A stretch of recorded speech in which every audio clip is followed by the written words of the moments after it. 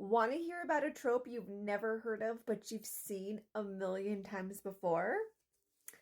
Let's break out the iPad and get into it. Welcome to Arabella's Army. I'm Arabella. I'm a best-selling and award-winning author of these two books, and my third one, The Mark of Shadows and Starlight, is coming out December 7th.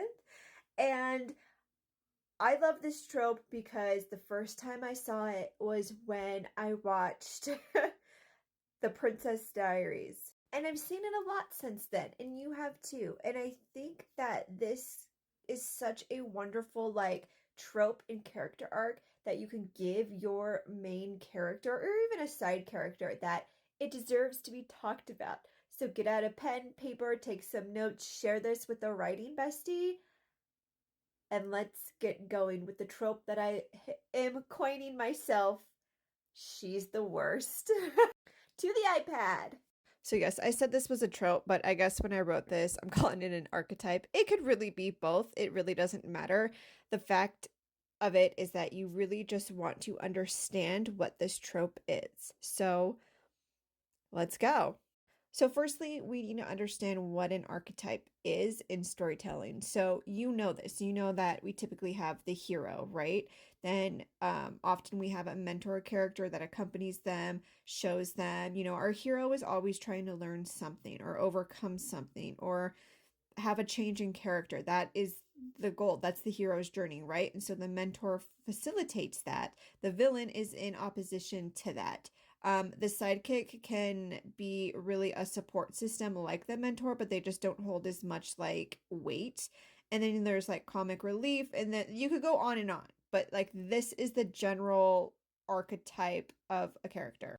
So if you haven't seen The Princess Diaries, it is about a young 15-year-old girl who is very comfortable being invisible. She doesn't like attention. She doesn't want to be seen. There's even a scene at the beginning of the movie where she's like, somebody sat on me again. And the friend's like, oh, again? Somebody sat on me again. Really? So she literally feels invisible, but she likes it that way. That is very important. So she, her dad is dead. He recently passed, and her grandma shows up and she's like, hey, what's up? You're the Princess of Genovia. And she's just like, excuse me, what? No, because if he's really a prince, then Exactly. You're not just Amelia Thermopolis. You are Amelia Mignonette Thermopolis Rinaldi, Princess of Genovia. Me?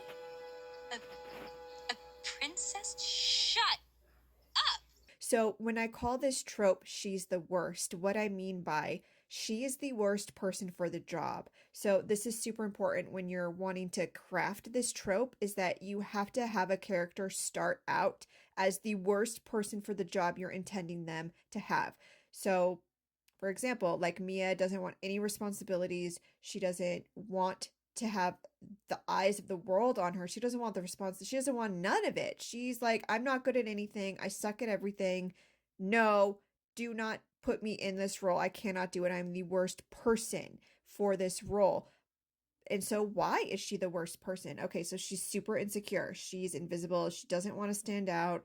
She's fine not growing. That's the thing that we see a lot with her character, especially in the beginning. She is totally fine not changing her circumstances, but it's the external plot that forces her to change this fact right here.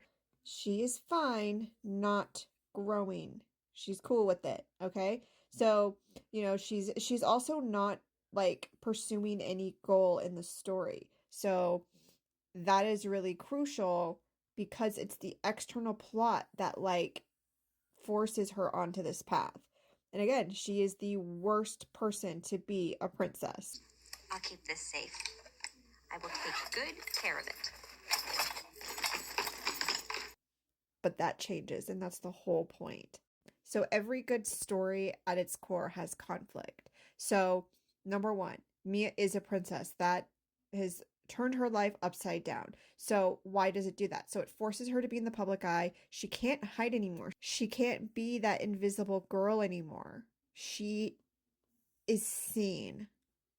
Polo is exhausted because Majesty, only Polo, can take this and give you a princess. right? And the responsibility of it. She's never known responsibility in her life. Yeah. Okay, number two, the big conflict is the grandma is the queen, right? So the grandma, the queen, has a lot of like sway in this movie. So she, you know, creates the family tie besides mom, and mom is the status quo, mom is the familiar. Dad hasn't been there, grandma hasn't been there. All Mia knows is her mom. And so the queen coming in saying, well, you know, you got to be this, this, this, and this, it throws Mia, you know, it like it puts a lot of pressure on her. The princess lessons having to kind of like change and grow, and the grandma forces Mia out of her box essentially. And then the other conflict in this movie is her personal relationships. Like she's having to lie that she's a princess, and then she gets found out that she's a princess. So, and then there's jealousy that happens with her best friend. I am so sick of you ragging on me all the time and always telling me what to do. You know, I get enough of that from my mother and now my grandmother, and I don't need it from you. And the mean girls and the bullies and the crush versus the true love. And so there's a lot of conflict in this movie. And that's why this movie is so good. Because like you wouldn't think like that movie has a lot of conflict in it because there's like no action. It's not like an action type movie, but there's a lot of internal conflict that really makes this movie so good, and why this archetype, trope, whatever you want to call it, works. So why am I telling you all this? Why does it matter? So it all comes back to theme. Theme is the thing. So it's the why behind the story. It's why you're writing it. It's what you're trying to tell the audience. So the theme is that she goes from being the worst to being the best. She transforms, right? She makes it from here to here. And it's that change and that journey, that transformation that people want to see in a story. That's the whole purpose of this trope. She goes from being the worst person to being a princess, to transforming, to opening up from her little cocoon into this beautiful butterfly, and she becomes like an amazing, like confident, beautiful young woman. Because you saw me when I was invisible. And that's the entire point. This major transformation is amazing. So this is her character arc, right? So she starts up here where she's an invisible loner, so she is the worst, right? And throughout the story, like her identity becomes fractured. Her invisible loner person, it breaks. So she has to move into, you know, change, but we resist change, right? So she really tries to hold on to that old identity. She really tries to be like, no, I'm not this. I don't want to be seen, blah, blah, blah, blah, blah. But again, through what I talked about before, through conflict, right? We see the glimmer of hope and of change, and she begins to morph, and you know there's always a setback. You want that. This is the point where she like runs away, where she decides like, nope, I'm not doing this, I'm running.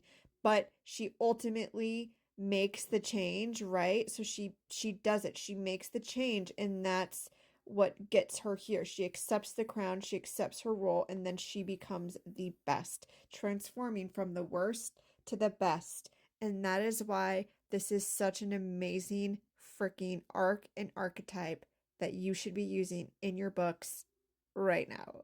So I really hope that made sense for you guys. I hope I broke it down in a way that made sense. I had never done this type of like writing advice format before. So if you've liked it, let me know in the comments. Have you seen this trope? Where else have you seen it? If you have, it's really all over the place. And you can create such an amazing novel just based off this one trope alone. If you just follow these steps, it can really take your novel to the next level. So I hope you loved it. If you did, please follow me, hit the like button, hit all the buttons, share this with somebody who could benefit from it, and let me know what you want me to do next. Okay, I'll see you guys on the next one.